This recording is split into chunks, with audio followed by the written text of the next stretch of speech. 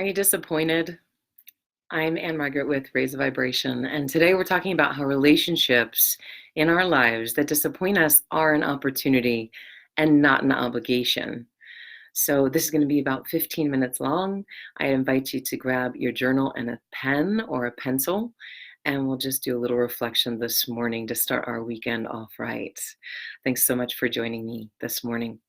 So one of my favorite quotes I've ever heard, it changed my life when I heard this because it's so simple. And I don't know if you are like me, but when I was going through seminary with Reverend Diane Burke, Reverend Diane was able to rattle off quotes like nobody's business. And I always wanted to be able to do that. And sometimes I've got those quotes in my mind, but this one is so simple and you can memorize it like that. So that quote is by Meister Eckhart, and that quote is, "If the only prayer you said in your entire life was thank you, that would suffice." How powerful is that one little quote? Just reminding us the power of gratitude. And we hear that all the time. When we hear something over and over, especially in today's society, because our attention span is so limited, it really is so limited, we tune out. We don't let it penetrate our heart. We don't let it penetrate our mind in the same powerful way as when we first hear it. However, real change comes, I know this is not going to be a popular thing to say, your real change will not come in a 30-second video that tells you 5 ways to change your life and then it's done.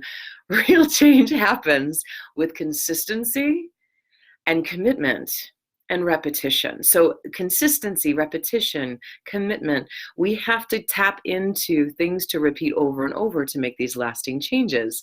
So this beautiful, beautiful quote by Meister Eckhart reminds us that the power of gratitude is incredibly strong in our life if we don't kind of roll our eyes at it and dismiss it. So why is it important? Take, for example, someone in your life. I want you to just jot their name down if you do have a journal or if you have a pen and paper. Someone in your life who disappoints you. Maybe it's one big disappointment, or maybe it's consistent. I know we all have those people in our lives where we set ourselves up, we have a certain expectation of them, and consistently they disappoint us. And we get hurt by it. We continue to get hurt by it. So why do we perpetuate this negative or disempowering pattern in our life? What's incredible about our mind and our capacity to consciously choose and intentionally create is that we can shift these relationships, but because we have a lot of emotional imbalance around them, we can get entrapped in repetitive patterning that pulls our emotions into it and then takes us down for the count. So write down one name or bring to mind somebody right now. You can close your eyes, you can keep them open. Somebody who consistently disappoints you. Okay, you got it? Now, think about the ways that they disappoint you. Is it in your commitments with each other? Maybe they're always late. Maybe they're always late to your appointments. Who consistently disappoints you and how, for those of you who are just joining? Think about that one person. Maybe you've got two, but just work with one right now, okay? I'm sure we have more than two. That's being human, right? So write down their names, and then we're going to transform this relationship today, right here, by yourself. There's nothing you need to say to them right now, but in the next several minutes, we'll take a look at this relationship and how shifting our perspective, shifting our expectations, dramatically increases our sense of inner peace, and it bridges the gap that we now have in that relationship, okay? So first of all, our expectations. When we have somebody who keeps disappointing us, we've heard that, like, don't have such high expectations, but usually that comes with a level of deep anger and resentment, doesn't it? Like, all right, I'm just not going to expect that they're ever going to show up anymore, or I'm not going to expect that they're going to be grateful when I give them something, or I'm not going to expect that they recognize me in whatever way, because we have all these expectations. So recognize, what is your expectation of them? And there might be anger there. There might be things that we need to exhale or let go of. But the first step is to recognize what the expectation is and what is the emotion that we have with it. So many times we say, I don't care, I don't care, I don't care, I don't care. But really what that covers up is resignation and resentment.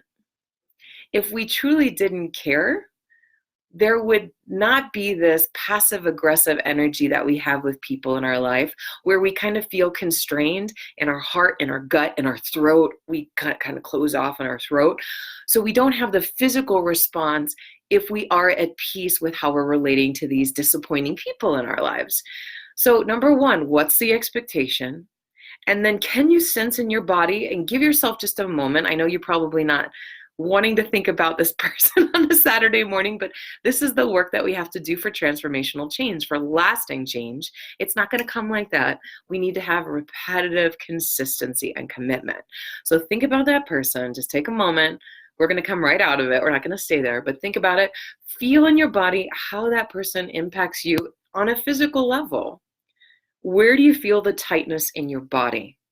All right. What's the expectation? I expect that they will pick up the phone when I call. I expect, and just jot what an expectation is down, just one at least with this person. Okay? All right, got it. So when we live our relationships through the eyes of our expectations, we completely miss the role that this person is destined to play in our lives. Whether or not you believe in destiny, whether or not you believe in God, it does not matter to get the breakthrough here in today's live and to get the breakthrough in your relationship. You have the power to create how this person is, the role that they're playing in your life, just by shifting your expectations. And I don't mean this person's disappointing me over and over and over again. I'm just going to expect that they're not ever going to be close to me. And instead, harness the power of what I call in the Sixth Chakra, our ability to consciously see, to choose how we're seeing this person. It's also related to the Fifth Chakra, how we are listening to the world, how we're listening to the people in our life. Are we listening for the disappointment? Or are we listening for the guru? Are we listening for the teaching? Are we listening for their unique blessing that they have in our lives?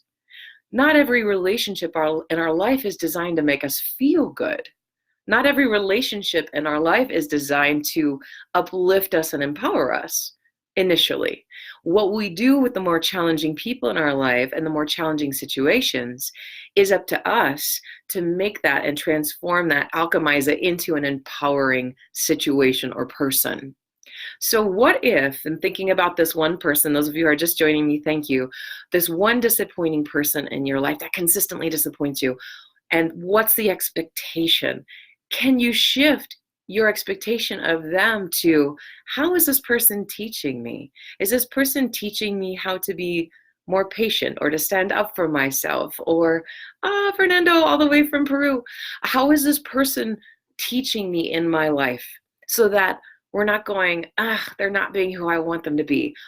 Who they're being impacting your life in a way that you are able to grow? You're able to gain a new perspective. You're able to have your soul grow and root itself more in love and compassion, in peace, in inner strength and inner power, versus trying to dominate them and change them into being something that you would prefer. Life and the magic of life happens when we are able to let go of how we think things should be. Man, wouldn't our lives be just incredibly boring if that were the case? If you stop to think about it, you realize that that's true.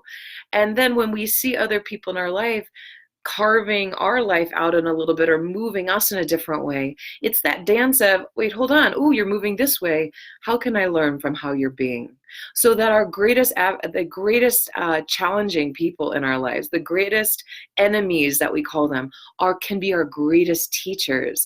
And we can actually shine that love from our heart towards them and that gratitude, like the quote we started with by Meister Eckhart. Thank you. Thank you for teaching me how to stand up for myself.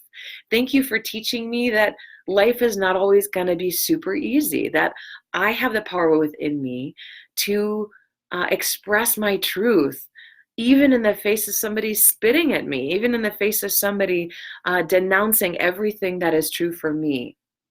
Okay, I know a lot of you, I mean, the statistics are there, struggle in your marriages. I had coached a lot of couples about how to transform their relationship from this kind of push-pull aggravation into a peaceful, harmonious reverence for one another. And I want to share with you a quote from one of my favorite books, Conversations with God. I first got introduced to this book almost 20 years ago now. But it's a beautiful, beautiful teaching about relationships. And he says, it's Neil Donald Walsch, an amazing, amazing story. If you don't know his story, was homeless, started channeling and started hearing the voice of God and just writing down this beautiful dialogue between he and God. And it was, and whether you relate to it as universal consciousness, all powerful wisdom, this oneness that we share, or quite literally God or Allah, or Jehovah, like this wisdom is so beautiful. So here you go. Listen to this morning. So it's not an obligation. He says, opportunity, not obligation, is the cornerstone of religion. And you can say the basis of all spirituality. If religion is like, it kind of stresses you out hearing that word. So opportunity, not obligation. And I know when we're raised, Nathan, mwah, my fellow seminarian, hey, darling. So opportunity is not, it's not obligation as the cornerstone of our spirituality. So long as you see it the other way around, you'll miss the point. And he goes on to say, relationship, your relationship to all things was created as your perfect tool in the work of the soul. And then he jumps ahead, I'll jump ahead, and it says, in this, many churches have it right. Marriage is a sacrament. And when we hear sacrament, that might also be really triggering for those of you who have left the religious world. But it's a sacrament, but not because of its sacred obligations, but rather because it is an unequaled opportunity. It's an unequaled opportunity. So never do anything in a relationship out of a sense of obligation. Do whatever you do out of a sense of the glorious opportunity your relationships afford you to decide and to be who you really are. So these really challenging relationships in our life kind of prick us in ways to go, oh, this still needs healing. This still is where I get triggered and my rage comes out or I react. This person is really teaching me how to be more peaceful. It's an opportunity for self-growth rather than an obligation. Your relationship will transform overnight. If you want to work with me one-on-one with coaching or with your spouse, it is a great way to get really specific and to communicate more effectively as well. So before I kind of wrap this up, I want to always pull two intuition cards. I love these just to help teach us a little bit more about how to connect with the unseen esoteric principles in life. We have so much help, whether it be from nature and from seeing an animal and learning from what an animal is teaching us about how to be, or from our own intuition or each other. So let's pull a card today. We've got Dana, the High Priestess. You have a divine knowledge that can help others through spiritual teaching. When we take ownership for the things that are disappointing in our lives, we are able to access our own unique gift to the world rather than giving our power away. So this teaching, this card here, is reminding us that each of us have that own inner guru. We have that own inner teacher, and that if we only take responsibility for these things in our life, then we can truly access our authentic, intrinsic power rather than that extrinsic dominating power that we see so rampant in our world today. Okay, let's pull an archetype. All right.